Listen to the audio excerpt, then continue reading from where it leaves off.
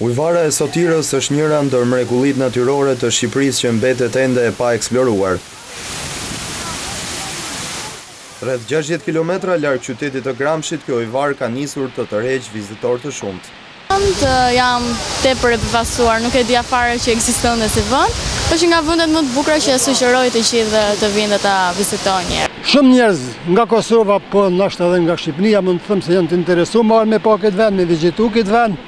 Por pavarësisht bukurisë që falin 3 burime të ujvarës që vijnë nga mali i Tomorit, rruga drejt saj mbetet problematike për shkak të terrenit malor dhe mungesës së investimeve në infrastrukturë.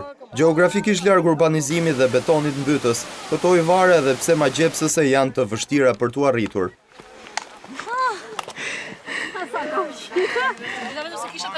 Është turp të shih gjithë kjo ujvar.